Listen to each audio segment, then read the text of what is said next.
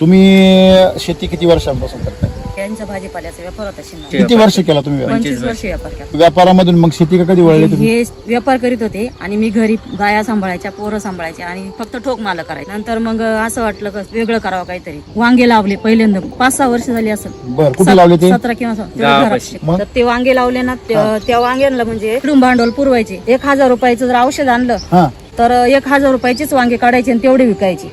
म्हणजे त्याच्यात नफा काहीच नव्हता आम्हाला म्हणजे शिल्लक. तुम्ही असं म्हणायचं तुम्हाला की रासायनिक औषधांसाठी तुम्ही वांगी पिकवली होती, हा, तुमच्यासाठी नाही, दुसरं नाही काही शिल्लक. त्यांचं म्हणजे एक दुकान रुपया चालवण्यासाठी. फक्त नेऊन द्यायचं आणि त्यांना म्हणजे विचारायचंच नाही तर शिल्लक किती राहिले म्हणून. काय काय लाल प्रॉब्लेम? लाल कोळी, लाल कोळी, कीड, शेंडाळे शेंडाळे आणि असं खालून आहे ना बुरशी लागायची आणि झाड पूर्ण असं उबळून जायचं असं. हा पूर्ण उबळून जायचं बर असं. बर. आणि चांगलं दिसायला लागले का तेवढा फवारा मारला का थोडंसं चांगलं वाटायचं. नंतर परत एक झाडं व्हायरस पिवळं वाढला. पडायला लागलं. त्याच्यानंतर 2-3 वर्ष आम्ही असं म्हणजे करीत राहिलो. आम्हाला असं वाटायचं थोडंसं म्हणजे परत रासायनिक औषधं खाली सोडायचं पाण्यातून. का खर्च आमचा व्हायला लागला का आता दुकानदाराची उधारी इतकी व्हायला लागली. हा, शेतीच येत नाही.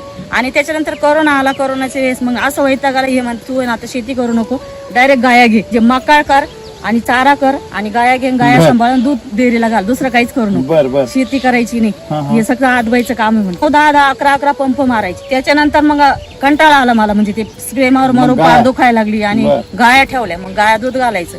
त्या गायांना बी चारा इतका लागायचा आणि डेअरीला भाव कमी, 30 रुपये, 28 रुपये, 26 रुपये असं दूध जायला लागलं. नंतर ते पण म्हणजे तोट्यातच यायला लागलं आम्हाला. म्हणजे ते परवडाना. शेती बघू म्हणले मीच आता हँडल करते, काहीच करू नका. लक्षात आल्याच्या नंतरच मग आम्ही याच्याकडे वळालो.